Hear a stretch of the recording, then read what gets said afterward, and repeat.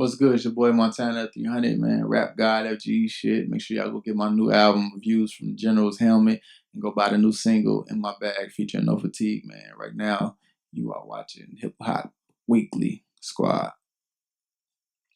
Hip Hop Weekly cover, Hip Hop Weekly cover, Hip Hop Weekly cover.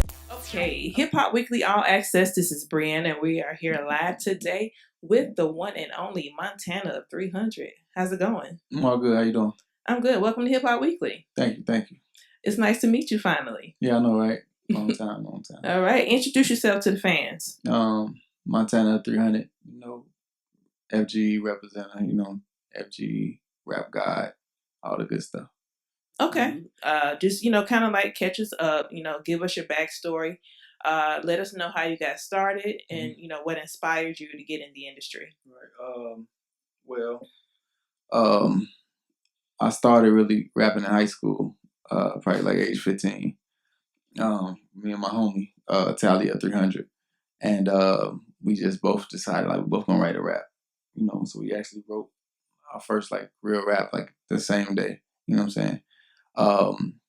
Just kids, experimenting, trying something new, and we just never really stopped. You know what I'm saying? From then, and it, here I am today. But some of the people that influenced me coming up was the movie The Five Heartbeats, like that really that's been my favorite movie since I was like 4. Mm-hmm. So I think that movie really grew my love for music, originally. And then the whole Tupac era, growing up listening to that, my dad playing him, he was like, probably like the most respected artist that was played in the household. So, looking up to him, that was really my first favorite rapper, you know what I'm saying? And I seen like the power and respect that his lyrics had, so I admired that, and I kind of thought, like I probably could do that one day, what I'm saying, make a difference like that. So then it came like the era with like DMX, you know what I'm saying, and then by the time he had came, Tupac had already passed away, and so it was like, okay, this is my new favorite rapper, and that's when I actually started writing down lyrics, which was DMX lyrics, and I would write them down and learn them so I could rap along with them. And I think he had like a good 2, 3, maybe 3-year run or so. And then it was like by that time, Cash Money was like on top, and they had the Hot Boys and stuff like that. So the Hot Boys was like, they was young, a couple of them was teenagers, you know what I'm saying? So it was like all closer towards my age, they older than me, but still they basically kids, Right. And so that kind of gave me more hope, you know what I'm saying? Like, man, they from the projects, like I'm from the projects, you know what I'm saying? Mm-hmm. They are wearing things that I can afford, like a white tee and some Jabos and some Reeboks, you know what I'm saying? A dollar bandana, you know what I'm saying? Stuff like that. And they kind of also kind of grew my love to like, well, I do wear a bandana, all the time. Usually that's kind of known for my image, So it was that era then when they kind of fell apart, and then Lil Wayne stayed, and then Lil Wayne got into his prime like 07. That's when it was like, okay, he's my favorite rapper. You know what I'm saying? I felt like he was the best rapper, period, at the time because of the way his mind was working, and, outside of the box as far as creativity and stuff like that, So basically Tupac, DMX, and Lil Wayne probably all molded me into, the artist that I am today of somewhat. And they all my favorite artists for like different reasons, you know what I'm saying? Still to this day too? Yeah, still to this day. Like I listen to them a lot. Like when I'm on tour and stuff like that, I still listen to those rappers. I really don't listen to nobody really today. But yeah, they inspired me and kind of, helped mold who I am today as an artist. Okay. Nice. So let's talk about your label, FGE. Mm-hmm. What does that represent? That represents Fly Guy Entertainment, which is just basically a whole like we always say this thing called Wings Up, and it's just like representing just elevation and evolving, and just a fly lifestyle, even just not just fashion wise, but mentally wise, you know what I'm saying? All the way around, you know what I'm saying? Just, progressing and evolving and growing. Okay. So how many people are on the label so far? We have about 5 artists. Okay. Yeah, on the label. Yeah. Dope. Okay. And so you're from Chicago. Mm-hmm. What's the music scene out there in Chicago? Honestly, I'm not in tune with a lot of people. I'm like really to myself. Like I told you, I listen to the old stuff and I listen to me. Like I'm on competition really right now. I base my stuff off of like I have to outdo me. I have to outdo my last stuff. I really don't feel I have any competition in the game. Mm-hmm. If I do hear anything new, really, it's like maybe one of my artists might plug up the aux or something like that, and it might play something. Like, oh, what's that? Oh, who's that? Oh, that's nice. You know what I'm saying? Mm-hmm. But I feel like as far as like lyrically, like I don't see anybody like coming close to touching me. Touching you right now. And I know everybody that's not their lane. Some people it's just the vibes and the beats, so they lean on their beats. Like I can like actually make somebody be like, I think I said that in one of my lines, like, I am so goat, flow so dope, so potent, I can make the beat weak. Like, I can make a heartbeat sound seem like, y'all not focused on that too much. Did you hear what this nigga said type shit? So, yeah, but just shit like that. Like, I don't have no gimmicks or anything like that. I'm not into trying to diss people for clout or anything like that. Or, start beefs and, all the clown stuff, dyeing my hair multiple colors and, whatever, wearing questionable clothes for, attention and stuff. I'm not with none of that. I never will be. So the main thing that I lean on is my lyrics. I really take pride in my words, my choice of words and how I choose to deliver them. What messages are you trying to get out there to the listeners with your vibes and your lyrics? I talk about so many different aspects and perspectives. Like sometimes I might rap from a father's standpoint, and I might leave certain messages out there that's really pertain to my sons and my daughter. But I'm also mindful that this could possibly fall on the ears of other kids who doesn't have their father in their lives. So it'll be helpful for them. So I got times where I do things like that, and that's the message. Sometimes I might get political or speak on my faith or the oppressor, what I'm saying, things like that. And that's just me trying to raise the awareness to my people. So it's like certain things that's for my people, you know what I'm saying? Or even just to educate other people on the history of my people, you know what I'm saying, who might have didn't know certain things, and like I said, raising the awareness that, they say history repeats itself, and not saying that it will exactly, but to be aware, you have to know there's a possibility that this can happen, humanly happen. Right. Again, it's happened before. It can possibly happen again. So how will you, equip yourself to try to avoid this at all costs? Or how will you handle yourselves in a way better than those before us did? Things like that. Then I might have where I just tell, I might rap and tell some of my story. You know what I'm saying?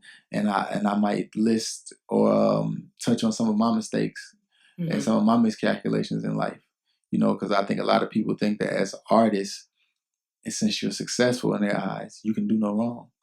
Like, Meek Mills did this, so it's okay. Or, Jay-Z said this, so it's, what I'm saying? Like, and if he was wrong, he wouldn't be rich. Like, being right all the time is what made him rich. Like, as if that's, what I'm saying? Right. The case. And I think it's important to let people know that you're not perfect. You know what I'm saying? That's why, I think I got a line when I said I was really thinking I could really make a change like this if I slang like this and I hang like this, wear my chains like this, a bunch of rings like this, pull up on a nigga in a range like switching hands on him when I try to lane like this. But it ain't like that. That's the reason why I came like that. That everywhere I go, I bring my strap because these ops try to block when they see you headed to the top and I let that 40 bang like that. Watch his brains go splat. Keep it moving if you ain't on that. Once I do it, boy, I can't go back. I've been in niggas' head like a Kango hack. I'm fired in the lighter, boy, you ain't no match. So it's certain things, like sometimes people say, how can you acknowledge God and then say something about killing somebody, And then I actually had a couple lines that addressed that where I kind of broke it down. And I said, like I said, I'm not perfect. And I make sure I tell my fans that. But I said, I think I said we rock heavy metal. You'll live if I let you. Might raise a little hell, but I'm still gonna bless you. I forgot. Well, it's working because it's like you stay going viral. You know, yeah, crazy numbers. And then even with your latest album, mm-hmm. you know, Curse with a Blessing. I'm seeing, you know, that's doing crazy numbers. Mm-hmm. So whatever your method is, your perspective is dope because it's obvious that you have the backing. Mm-hmm. You're an influencer, and you know you're just going crazy with it. Thanks, appreciate that. So that's definitely a dope perspective to have. So let's talk about your new single, "In My Bag." Mm-hmm. You know, how's that been going for you? It's going good. I'm actually shooting a video to that tonight, so okay, it'll be coming soon. Any collabs on it? Yeah, I have one of my artists featured on there named No Fatigue. Okay. Real special dude. I'm really excited about him. Love what he did as far as you know, holding his own on the track and stuff like that. Mm-hmm. I think the people will love him. He's very different. I think he has a style of his own. You know, I really wouldn't compare him to anybody that's out, or that I've heard that's out. He got a lot of sauce, you know what I'm saying, to him, and about his delivery and stuff like that. And at the same time, he has a way with the metaphors and stuff like that. So I think that's a dope combination, you know, to have with him. It's kind of like real unorthodox, or kind of like unpredictable as far as the sauce and little twists that he put on some of his you know, verses and stuff like that. So yeah, it's me and him, but it's overall it's a fun track, you know, club joint, something you can even ride to and listen to in the car. You know, you're feeling good, getting dressed, whatever it is, you know, just in your bag, everything, you know what I'm saying, all around the board. So it's kind of like a all-purpose kind of song, if you ask me. You seem you give me the perception that you're real serious about your craft. Yeah, definitely. When you're not perfecting your craft, what do you like to do? Just in your spare time. My sons, they're into sports. I'm very hands-on with my kids. You know,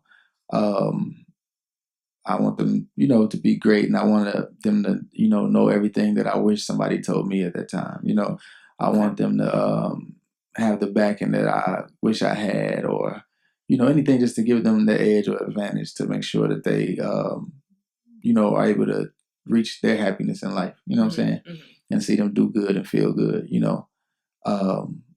So I think spending time with them, I'm always training them. I'm always pushing them to do better. Mm-hmm. I love doing that. I own probably over 3,000 DVDs. I'm a big movie head. I go to the movies a lot. Mm-hmm. Let's talk about that too. Mm-hmm. Like with are you going to be appearing in a new movie? Yeah, I'm actually making a movie myself. I'm writing. You're doing the movie. Writing and directing a movie. Okay. Yeah, and I don't want to give too much information. Yeah, I don't want to give too much information on it. Okay. But I'm also I can say I'm making a soundtrack to that movie too. There will be a soundtrack to it with a lot of features and stuff like that on there. So you know, I'm excited, but I'm just getting my hands and, you know, investing my money in some other things and other, you know, great ideas and stuff like that. So that way I don't have to be relying on music so much. Right. You know, I can just come back to it. I totally agree. Definitely Jay-Z whenever I want. Multiple streams of income. Right. Multiple streams of income. That's definitely, you know, how I operate is myself, because you can't just rely on just one thing and just expect to, you know, manifest. That's right. So definitely. So let's talk about the tour. You know, any up and coming tours? I see, you know, the FGE tour. Yeah, coming up. We got a tour coming up, probably like late September or early October, or most of October. But we're still getting dates put together now. Just looking forward to that. In the meantime, I'm trying to just shoot as much as I can, you know, and you know, do my press runs and you know, cover ground like that. Stay busy and productive.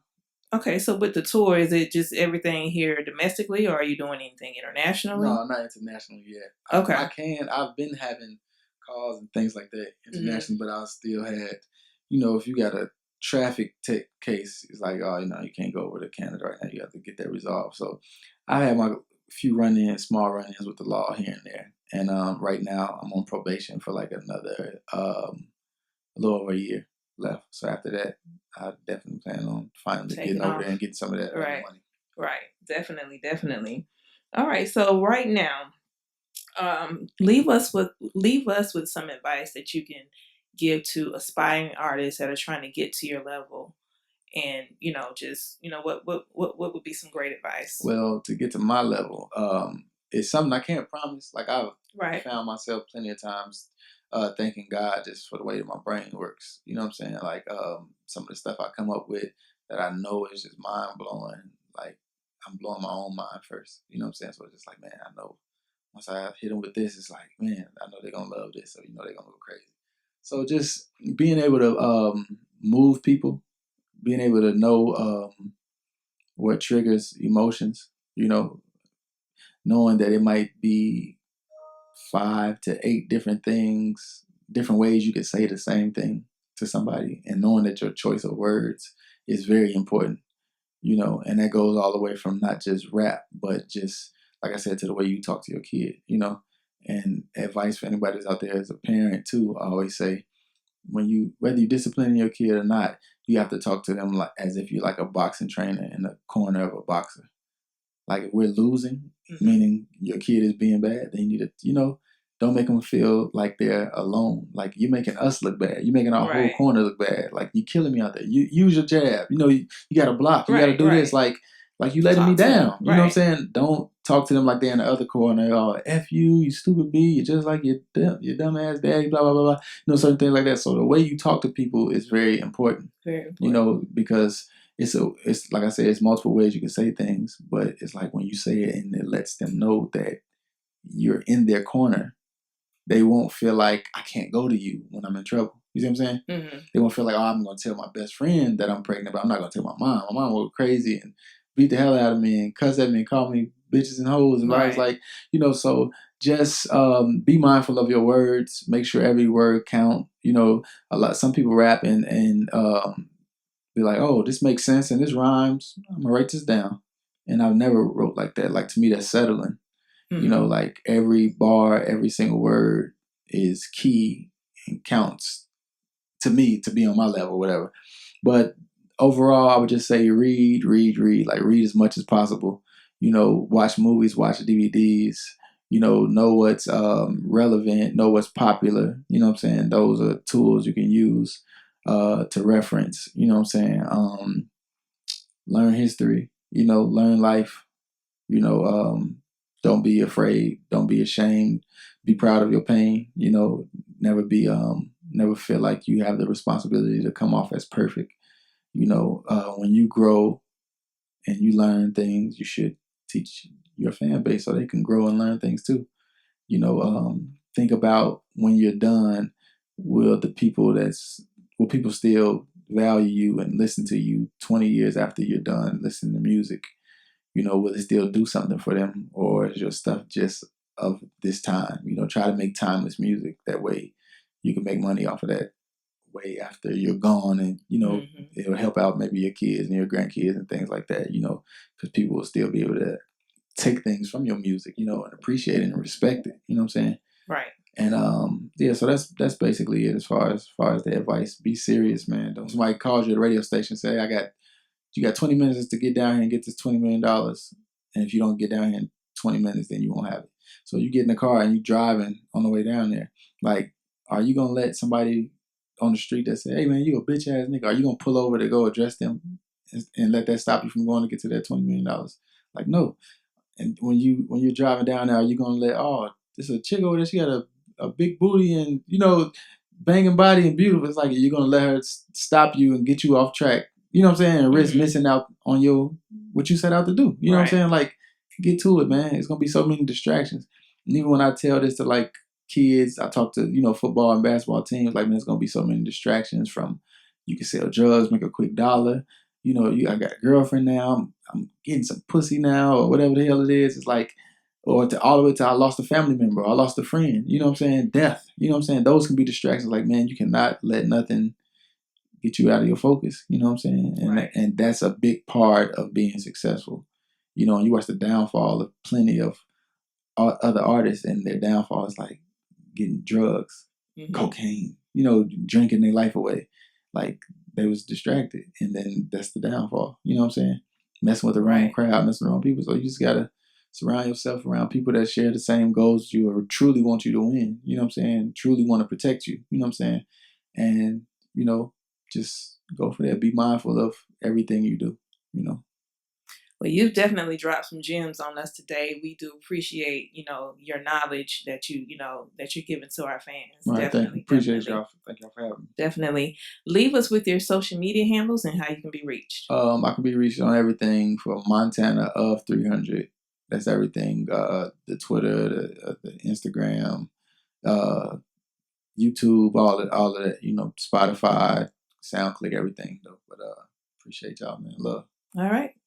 Well, we do appreciate you for checking in and taking the time to speak to Hip Hop Weekly. Thank you. All right. Yeah.